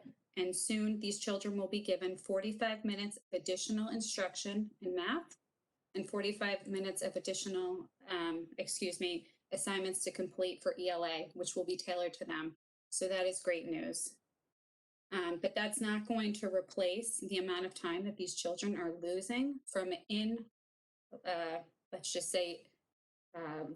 instruction by a teacher, whether it's virtual or in person. I know that they are doing some of this live instruction in the high school. Some other local towns are doing it, and some districts in other states. I've heard good feedback, and I wish that the district would consider changing it so that the children on their remote days will be learning from their teacher in their homes. I want to thank you for your time and attention. Thank you, Jamie. Well put. Is there anyone else on the middle school, any other parent who wishes to comment? Bob, are there any hands up? No. Okay. So I think I've heard from a number of parents, and I think that the issue really is, as was just described, that at the middle school level, on the days that the kids are home, parents just don't feel they have enough time with their teachers, and the concern is, A, the kids have too much free time, but B, they're not learning enough. They're not covering enough material. And I think what I have been asked repeatedly over and over by parent after parent is why we can't have more live streaming on the days that the kids are home, so that while the teachers are teaching one cohort in the building, why can't the other students be watching? And I know that we worked hard to make sure we did have that option when we worked with the teachers union over the summer. So I would just like to ask the principal and the superintendent and the assistant superintendent if they would work on maybe trying some of that live streaming, because parents really want it. They want to try it and see how it works. Again, Mrs. Monaco, I think that we are making adjustments. So before I talk about live streaming specifically, I just wanted to give Ms. Purchase a chance to talk about the iReady a little bit more globally, because again, I think that's That's one of the adjustments that I'm talking about that we are trying to improve incrementally as we go. I think if there were to be sort of a major shift in the schedule, that would require more planning, and that may be sort of a mid-year type of adjustment. So, Carrie, I see you're in the picture. Thank you for joining us. Maybe just talk a little bit about iReady and the intention. I know that it was Ms. Bean. I just want to make sure I get her last name correct. I want to. So again, what she had mentioned about the iReady. Sure. So as we started to plan for our reentry, we knew that there were going to be gaps in learning. iReady is a tool that the district has used in the elementary schools for literacy. This past year, we piloted it in math, so that we had iReady for the ELA, the reading portion, and we piloted it in math last year. And we made a decision very early on with the support of the district to extend that diagnostic assessment, diagnostic tool, and the instructional tool, which is really important in K-8. So that is something that we're doing new this year. We just finished up the diagnostic assessments, and that gave us some really good information about where students are. I think that we see some students are, many of students are working at grade level. And this is referenced, iReady is online with the standards in terms of kind of the state expectations. We have some students who are, further ahead, accelerated, and we need to be planning for their learning. And we have some students that are right where they need to be, and some students who are behind. What the instructional tool will do now that the diagnostic is complete is it puts students in independent personalized learning pathways based on their skills in whichever area. So the research on iReady says that 45 minutes per subject, and a completion rate and a pass rate of 70% because it's guided instruction, so they're getting that directed at their instructional level. So it should be work that they should be able to do independently and continue to help them grow in those skills. So that should be coming and starting to be integrated into the remote learning days. Again, 45 minutes for math, 45 minutes of reading. I just want to clarify the start time and the stop time of school, because I think that, and then I just speak a little, I agree with your sentiment, Dr. Conti and Ms. Monaco, is that we want students in school more, and we want them learning more. So I just want to frame that as we go down this path. So this is something that is important, as was making sure that we first got kids safely back into school, make sure that they, that the trauma of the school closure, that we're addressing that. And now we're at a place where we can really start to look at the academic pieces of things. So I don't want to downplay that. In terms of our school day, we did extend our arrival time, and that was really to allow for spacing kids out, making sure that there was more room. So it was done out of safety. So our school day does start about 20 minutes later, although students are still, arriving beginning around 7:20-ish on the bus. So that's something that, as we begin to look, that's a potential place where we can get minutes back. And I'm not, I'm saying that that's the only place, but that's some place. When students are in person, there is a considerable amount of time that is spent on things like washing hands and eating lunch and doing those things, so that when the kids are at home and there isn't that part built into their day, that's already that's a difference between an in-person day and a remote learning day. And that's about 75 to 95 minutes of the school day that is spent on kind of arrival, dismissal, lunch. So our school day, our instructional day, is starting around 8 o'clock, and our end of school day is dismissal was at 1:55. We've started at 1:45, and that's again the number of cars picking up and getting kids out and trying to space it out as much as we can. So that's where some of the difference between a remote learning day and an in-person day comes into play. I think that when I've done and looked at the math, in terms of more synchronous time, I would love to give them more synchronous time and streaming potentially could be one thing that we can explore. I think that it's really important as we begin to explore that. And I had shared in our communication, kind of the district remote learning working group that started over the summer. In talking with Mr. Larkin, they're kind of going more developmental so that there's going to be a middle school group. And so we're going to be inviting those families in. We're going to be asking teachers to serve on it. So we are going to get a representative group together to explore some of these things. I think we can gain some time by shortening some of our arrival and dismissal times. But it should be that we don't have the teachers to teach more synchronous time on those days. I know that I actually don't know this. I've heard that there was some feedback about wind block as well. So I wanted to address that. The reason why we have a wind block is really two reasons. One is that it helps us provide service delivery to students receiving services through their IEPs without missing kind of other parts of their day. So that's number one. The second reason is that gives teachers, the core teachers, time to do those virtual classes. So yes, there's only, on remote days, students are only seeing their core teachers for 20 minutes. That's because their teachers are teaching the other cohort of students, and their day is busier than it's ever been in terms of kind of the give and take of a teacher's day.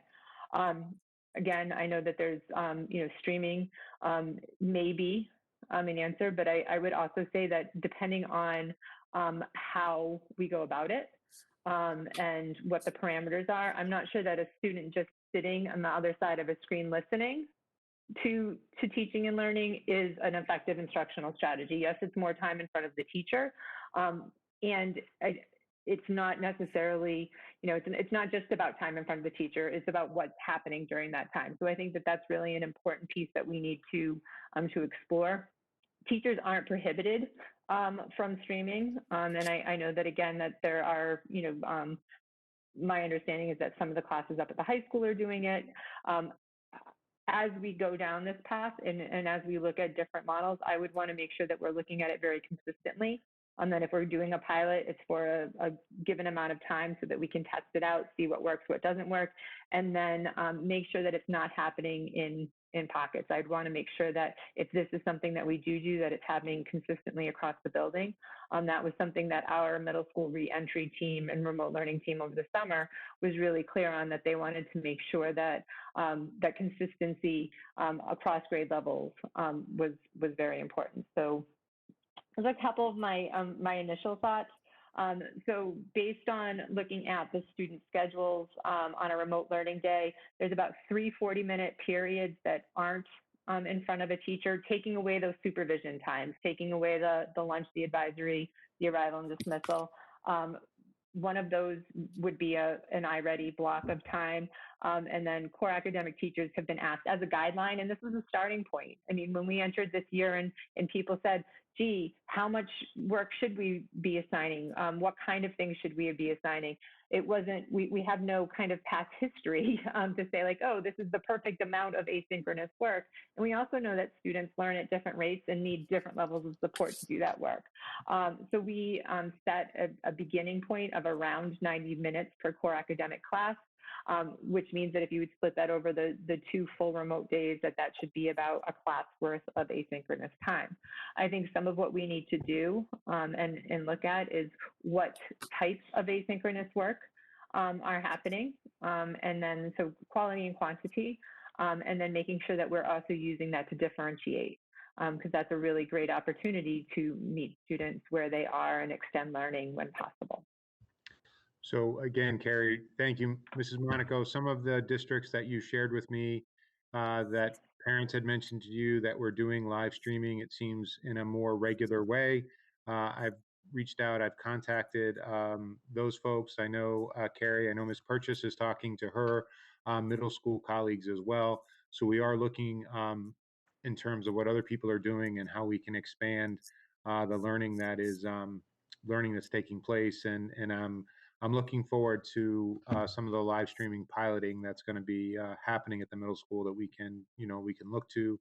And just as one last aside, that is includes the middle school and the and the high school goes back to the commissioner's comments today, is because they're not seeing spread from schools. I think that the Mass Department of Ed is maybe changing some of their recommendations through the Department of Ed about the majority of districts are 2 days on with a remote day and then 2 days for the second cohort. So they are talking about changing some of those recommendations. So looking to have kids in school present more.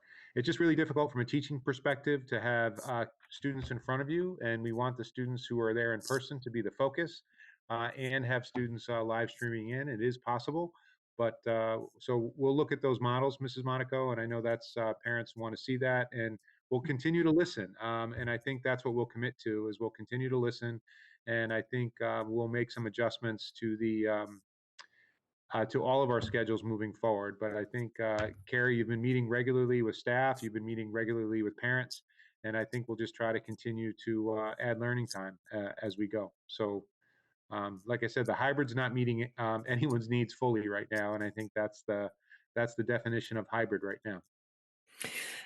Thank you, Eric. Thank you, Carrie, for all your information. Martha, I'll call on you in a second. I just want to, while I'm thinking of it, say, could we, on both of these topics, the prior topic, additional learning for special ed students, and the middle school update, if we could have on the next agenda just a little bit of information, what has been tried, where we're going, if we've piloted anything. I know that these two topics are the ones that I'm getting comments and questions from many times a day Yes, from ma'am. parents that are frustrated. So I'd just like to keep those two on the front burner Yes. and talk about them at the next meeting. Martha, go ahead. I wanted to, this is tangential, but it hasn't felt like there's been even any space to talk about this because we've been in such an urgent crisis mode of how do we provide education for students during this COVID pandemic. And I feel, I just want to thank and appreciate all that's been done. I think we're, you know, as we just saw, there's lots of really good things going on. There's areas that are frustrating. One of the things I keep reading articles about and hearing from people, can we rethink education?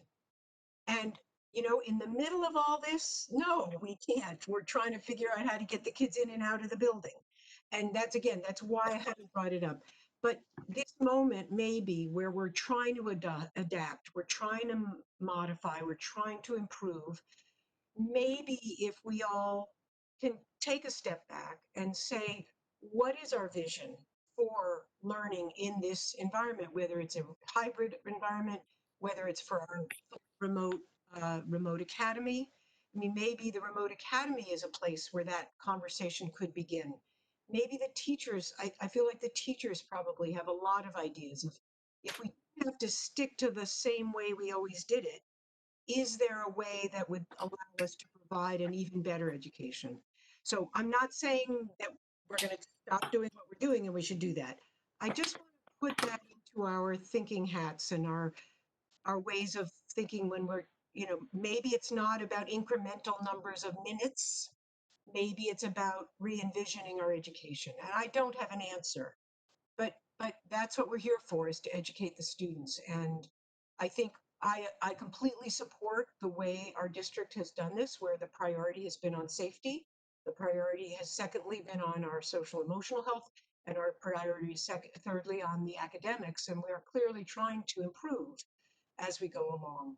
But I just wanted to raise that as an issue at this stage. Here we are, it's the end of October. Thank you for everything. Okay, any other committee members wish to speak? Anyone in the audience?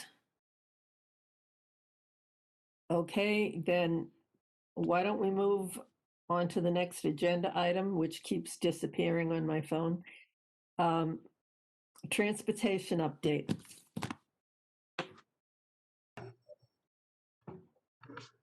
I guess that's me. So thank you through the chair. I think you've been hearing me say repeatedly for the past couple of meetings how I want to show up to one of these, hopefully, and say we're done and we're complete. Today's not that day, and I think I'm going to repeat that on the next two events coming up that I'm going to speak on. But I do feel that progress is made, but I do want to make the statement that we're not at the finish line. One of the positives with the school buses right now is that we've got our waiting list down to single-digit numbers. And we've had over 100 plus people on the waiting list on and off making changes, weekly and, pretty much every single day since school has started. So to get down to those numbers, I feel is a great task. And again, that's to Peg in my office and all the clerical, obviously putting in all this work. Another major hurdle, of course, has been attendance. I did have a meeting with the bus company, and I know that we've had some administration and bus attendees kind of helping out with attendance, but the bus company is going to do attendance. They've already been assisting with it right now, and they are going to do the attendance at the end of their runs. So when they're going to pick up the students in the morning, and then when they get to school, they're going to do attendance as the children are exiting the bus. So we'll get that attendance, and they're also going to do that in the afternoon as well too. So again, the bus company is definitely showing efforts to continue to work with us. Not that they haven't in the past, but like I said, there's just been a lot going on right now, and for everybody. So that's going to be a positive. And of course, the last one that is on everyone's mind is the seating charts. Again, this one is a big thank you to the clerical in our buildings. So they have put tremendous effort into making sure that the attendance on the buses is accurate to the list that we have, which is accurate to the list that the bus company has, which is accurate to who is riding the bus and where they're sitting on the buses. I have been on numerous buses, but again, I don't deserve a single lick of the credit because they've done most of the work. Again, those seating charts we have, of course, we still have some changes to make on those. The bus drivers do have the latest charts. One thing that I need to mention to everyone is that while the bus company is making or talking to us on the phone directly, the bus drivers do not have immediate access to those changes unless it's either going over walkie-talkie.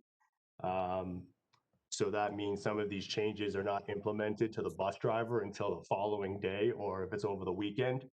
But again, you may not have the most accurate bus list or seating chart right this second, but they should have it the next time they go back to the barn, whether that's in the afternoon or for tomorrow morning's run. So I know that I've fielded numerous phone calls and emails this week. We have had a few issues. I won't try to dodge those at all. We've had a couple of sub drivers and we've missed a few stops. Parents have been upset about that, and so am I.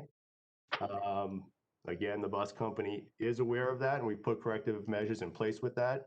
And I've reached out to the parents to communicate that. So, like I said, I think we're getting to a point where we're close, and I hope that a following meeting I'm gonna be able to say we're there. But I do think that we're getting there, and we're at a relatively decent point, and I feel more comfortable than I did the last couple of meetings addressing this issue. Bob, connected to what you're going to be talking about coming up, as the weather gets colder, is the recommendation that the bus windows still stay down. So I know we're working on a parent communication regarding buses and loading and unloading, but when we send that out, should we tell parents that they should dress their kids like they're going to be sitting on a bus with open windows in cold weather? That's always the catch-22 of this conversation. So there's no rule, there's guidance, and the guidance, of course, is keeping windows in the car or the bus or in the classroom open when it's comfortable and when it's safe to do so, and of course, weather permitting. So any heavy rain, any high winds, of course, snow, and freezing extreme temperatures, it's going to be difficult to have the windows open fully. Keeping them cracked, sure. But again, when it gets freezing cold, I think that's going to be tough to do. So yeah, the bus is trying to keep the bus windows open when they can and as much as they can. But think about taking away another 5-10 degrees if it's already 50 out, now you're moving 30 miles an hour down the street, that wind coming in, just going to make it more cold as opposed to being in, let's say a stationary room and having the window open a little bit. So again, it's just not ideal to keep them fully open in a moving vehicle the colder it gets. Again, I don't think I was saying having them fully open, but I think in our communication to parents, we should say that there's going to be fresh air as a priority as much as we possibly can. And I know a lot of students, especially middle school students where I used to teach, don't like wearing coats, but I think we're going to tell parents that they need to, if their kids are taking the bus during cold weather, that the bus windows are going to need to be cracked, and it's going to be colder on the buses than they've experienced in the past. So I think we'll stress that. Okay. Any questions from committee members? Catherine? I know, Bob, I think it was the last meeting or the meeting before that. It's part of the communication to parents. Remember, we were going to send possibly some sort of a picture of what the buses are supposed to look like as far as seating. I know when I was reading the survey, there were a lot of comments of people saying the buses look like they're empty. And, again, I think if people get a better perspective of what the bus looks like or can look like based on the amount of, kids who can get on the bus, and then, of course, where they are, the bus stop, in order of the bus stop, they may not have that same opinion, thinking that they're being left out, when they left their children on the bus. So just wanted to get an update on that too, please. Yep. So we are working with our communications company, and they have given us a rough draft. We've asked for some slight changes to that, so we haven't really, approved that to present to you all tonight. But that is something that we expect to have pretty soon. Again, the guidance that's on the state website really addresses picture-wise one child in a seat. But then, of course, it gives the caveats as to when you can have more. So we're obviously trying to create a different picture of what our buses look like, which I assume is pretty similar to some of the communities that I've talked to. And that would be, of course, siblings sitting in seats together. So again, unless I actually produce a bus, one of our bus charts with the seating charts in there, the example would really be one per seat, one child per seat, unless siblings. So again, like I said, we will have that communication going out pretty soon, and I think Dr. Conti will probably share with you all before. Of course, it definitely be probably part of our next meeting, but that will be going out, and we'll try to address that again. Thank you. Anyone else have anything to say on this topic? If not, we'll move to the next topic, which is school building facilities update. Bob? So the biggest update I have to give you all right now is that in regards to the BHS gym, we've hit a small snag, and I hope it's not a big one, in regards to the insurance company. I guess the claim has gotten a little expensive on their end. So they've kind of put a slight hold on that, and they've had an adjuster come out and look at it with an engineer. They don't seem to have any concerns with the work that they've approved, and nothing is above and beyond anything that we've submitted. So again, I don't see any issues, nor did the adjuster believe that there would be one. It's just that we started making progress, and I do have some pictures that I could show of the wood being delivered, half the wood floor being installed, the vapor barrier is already installed in the gym.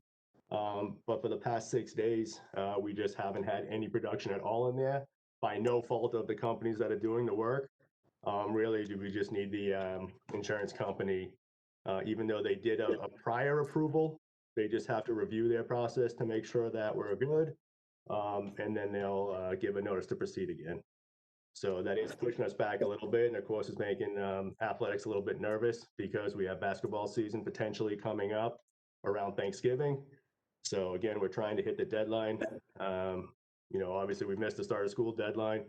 So I don't know if there's any questions or comments on that, but besides that, I definitely have to continue to thank our custodians. The buildings look great. The amount of work that they're putting in to sanitize and maintain them is tremendous. Our maintenance crew is working around the clock nonstop. I'll get into the next one when we go to the HVAC update. They've been working on HVAC units, doing another round of testing right now. And again, just a lot of work and not enough time in the day. And, you know, we could use more money, but not for, I guess maybe for more people, but I'm not asking for it right now. Just letting you know that it's, it could help in some aspects, you know what I mean, with more bodies, but we're okay. Bob, any update on the SBA projects? Not as far as a next step with the SBA project. They really just had some questions regarding our current submission. There was a recommendation that came about the conversation that obviously having multiple submissions potentially could have worked in our favor, not necessarily ours in particular.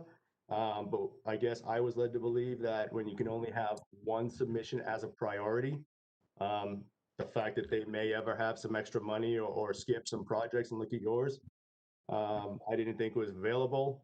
They did not imply that it was available this year, but definitely implied that having multiple statements of interest there could potentially work in our benefit. So that's something for us to consider next year.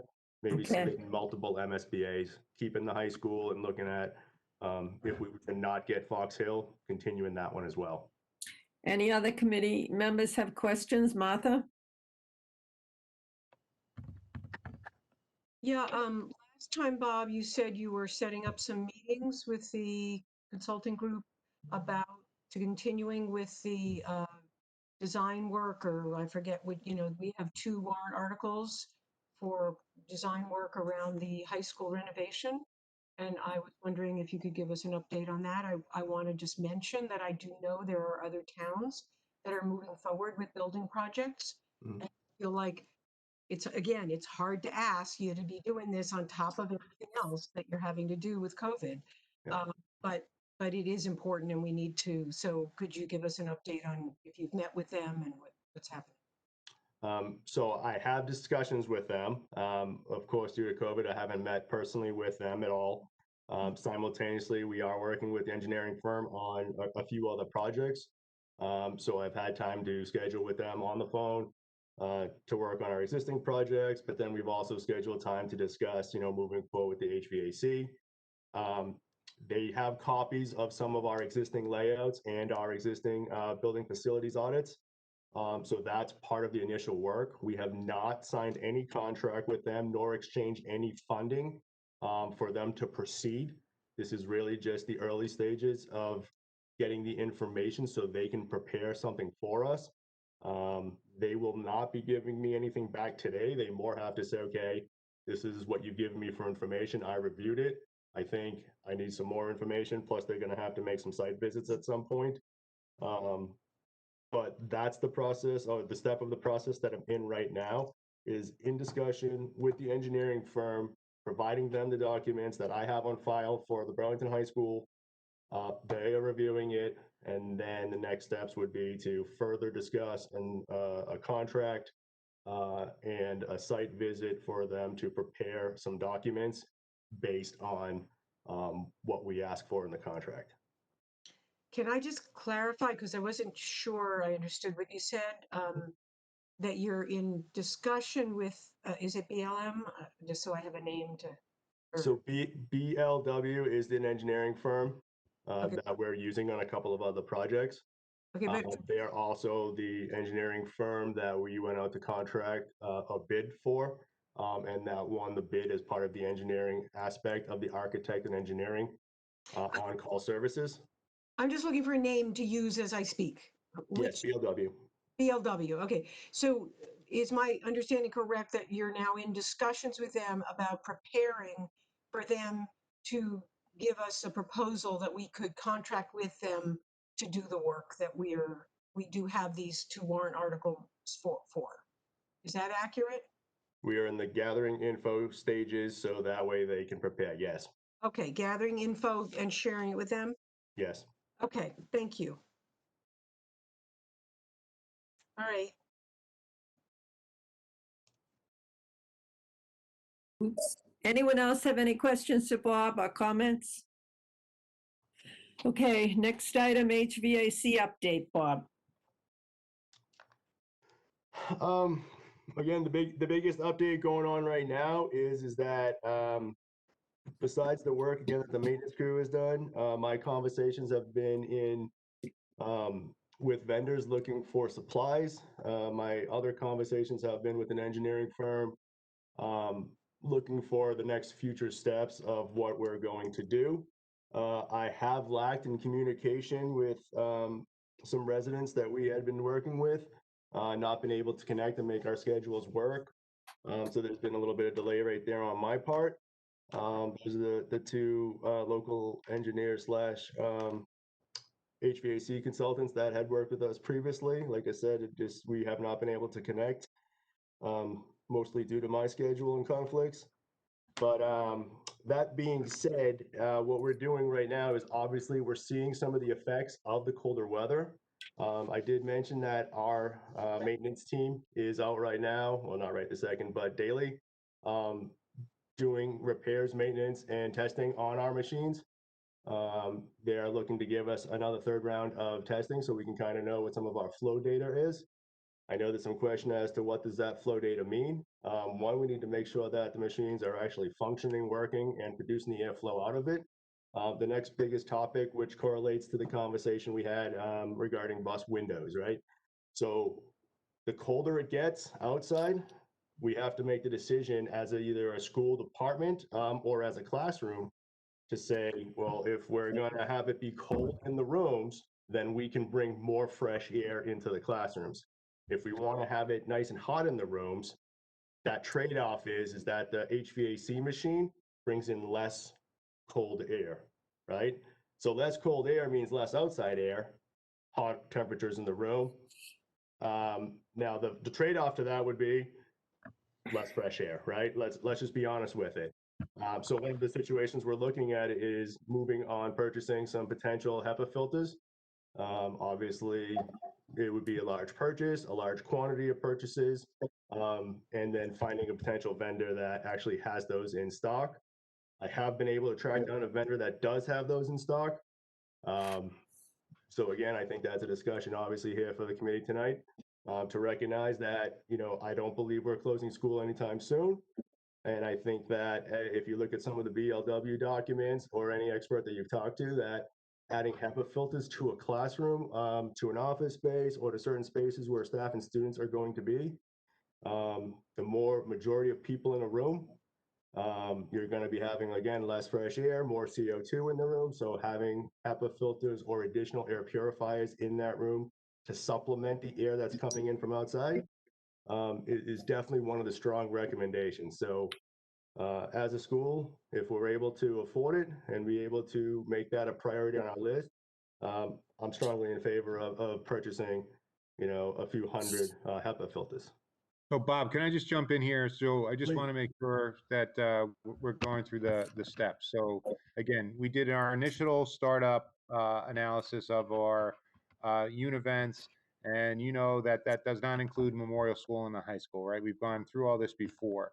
A lot of the units weren't working optimally, some weren't working at all. We did a second round where we got all the machines up and running, and then we did other testing that showed the airflow that was greatly improved. And we had a spreadsheet for every classroom and learning space in the district. We committed to, and speaking with teachers, is that we would do another assessment once the heat was turned on. And that's what Bob is in the process of doing now. So in the next week, next few days, we'll have a third spreadsheet done looking at the airflow coming out of the units now that it is heating season. I think teachers are looking for a very specific direction, whether do I leave my windows open? Do I close my windows? Do I open the univent? Do I close the univent? Bob is also preparing instructions for teachers, again, not at Memorial, not at the high school, instructions for teachers as to what they can do. The more fresh air that comes in, when it's cold out, the colder the room is. So then if we are expecting classrooms to be colder than normal, then we would also need to inform parents that they need to send their children to school with a sweatshirt or with an extra sweater. In addition to that, so that the rooms can be more temperate and we don't have to leave windows open, is not only is Bob recommending, but we will be purchasing HEPA filters for classrooms. And the HEPA filters aren't meant to work all by themselves. They're meant to work in partnership with the univents that will be functioning. So, but we're thinking between the univents working and bringing fresh air in, and the HEPA filters exchanging air in the classrooms, that we can have a more temperate classroom while also maintaining the air exchange rates that we're saying that we need to meet. So again, we will explain this all. We've obviously had trouble finding vendors who have large-scale HEPA filters available because everyone is looking for them, as you can imagine. I think Bob's done a great job. He's tracked down a vendor, and I think now we're just trying to negotiate and get them here as quickly as possible. So again, that's the plan moving forward. So every classroom, there'll be directions on how to, what you should be doing with your windows in your Univent. And then we'll be quickly following up with HEPA filters and where they should be placed to supplement the air exchange that's happening. So we feel between the work that Bob's doing on the Univents consistently and with the addition of HEPA filters, again, we should be able to keep our classrooms open and the airflow happening through the heating season. And I think that's the best that we can do with some of our older buildings. Committee members, questions? How are we going to pay for these HEPA filters? We're working on that too. Nicole is working magic. We may have some of our COVID relief money available.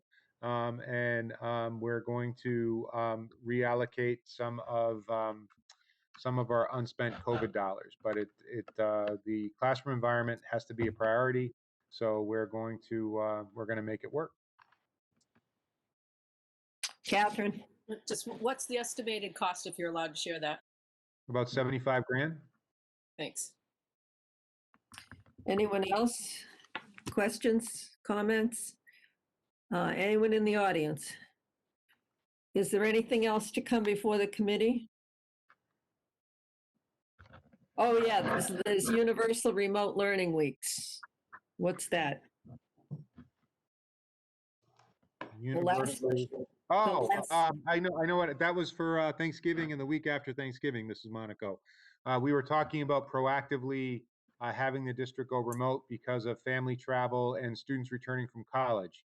The commissioner sort of got wind that districts may be considering, and so basically strongly discouraging districts from closing, and has threatened an audit if we do shut down and go fully remote for those weeks. So it's off the table right now, and I still think it's a good idea, but we'll be discussing it more. But the commissioner wants schools to stay open, and there are some consequences for going fully remote that I don't fully understand yet, but I don't want to deal with. So I think I think the good idea is not going to happen right now. Eric, just to be clear, what time frame were you looking at before you decided to obey the commissioner? My first priority was the week after Thanksgiving, those 5 days. And then we had some discussions about Thanksgiving week itself, depending on some of the feedback we got. But it's the week after Thanksgiving when I think we're going to have a lot of disruption. But I think that's, I hope I'm wrong, right? I hope I'm wrong, but I think that's kind of what I was predicting, and felt like we would get more consistent instruction if we just went remote for that week and then started up again the Monday after. But again, that was just an idea, and I probably shouldn't discuss my ideas publicly because I get in trouble when I do. With the commissioner this time. Ooh. Big trouble, huh? Martha? Yeah, I wanted to comment on that because I did think it was a proactively good idea. I mean, I'm getting word from teachers who want the kids in all day long in the elementary schools, and I'm getting, reports that people want kids more in school. But we also were reporting tonight that the community cases are coming into the schools, not the other way around. And we know that people are going to be having more contacts over Thanksgiving. So I did like the idea as a way to perhaps take 1 week or 2 weeks in full remote and be able to come back with kids being healthier, or knowing if kids weren't healthy, who they were, to keep the schools going. So I think it's a great thing to be thinking about. I wish in all of this that we knew in advance, so we could tell people way in advance, but we can't. And I support your choice, Dr. Conti, to put it on hold at this point. But I also would like us to keep it as, if the community spread continues the way it's going, even before people start visiting everybody for Thanksgiving and having college students come home, I think it is worth re-looking at. But I do know there were rumors going around. There was never a discussion about closing until later. It was just that week before or after Thanksgiving that we were talking about. So hopefully that will put those rumors to rest. And point, we're not going to plan to do it, is what I understand. Is that correct? Correct. Carl, oops, are you done, Martha? I'm done with that. I just do have another topic. Go ahead. No, when we're done with this topic. All right, Carl? Thank you, Madam Chair. Dr. Conti, just hypothetically, if we were to book the commissioner and then choose to do what's in the best interest for our local community, do you have any sense of what the audit entails or what any of the other quote unquote consequences might be? No, again, I don't think they would be financial. I think they would want to look at the learning the kids experience during the remote week. I just think it was their way of discouraging it. I don't think it would be that draconian, but if we had a real local need, I think I would go back and make the case. But given the public pronouncement today that even communities that have been in the red for multiple weeks, their expectation is students will stay in school, I think I think they're changing their protocols that had been in place because they're not seeing school spread to the community. So I think they're being much more aggressive about keeping schools open. Thank you. Okay, is there anyone else? Ms. Simon had one more thing when you're finished. Yes, go ahead, Martha. Yeah, I actually have two items. One is the committee knows that I am now unable to attend the MASC delegate assembly, and Mr. Foss has generously offered to go as a delegate, so I wanted to give us an opportunity to give him the authority by voting on it. Okay, why don't you make a motion? I'd like to make a motion that I withdraw my authority and that we appoint Carl Foss to be our representative at the Is there a second? I'll second. Okay, it's been moved and seconded. Any comment? No. Good luck, Carl. Hope you enjoy it. All those in favor, Mr. Foss. Aye. Ms. Simon. Aye. Mrs. Bond. Aye. Mr. Murphy. Aye. Chairman votes aye. It's unanimous. Have a blast. Is there anything else?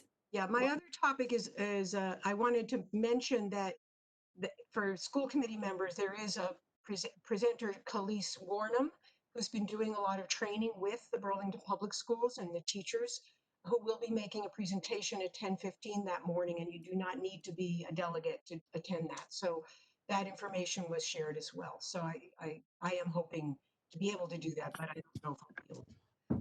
And then my other topic is that I've been thinking about waiting, but I feel like it will take a while to get it done. But I feel like it might be useful as we're beginning this process of looking for a director of diversity, equity, and inclusion. We are continuing to give our teachers training and support for this. We have teachers who are doing a lot of equity work in the district and a lot of personal work to learn how they might be impacting their students of color in ways that are harmful to children. And I would like to suggest that maybe the school committee as a group might be interested in doing this training. I would certainly like to have a training that we could do together. And it might be with Khalees Warnham, it might be with Ideas, it could be with any of the groups that are doing this good work. And I would like us to be able to explore more about unconscious bias that we have, about systemic racism and the ways that it's embedded in our school system, as well as other areas.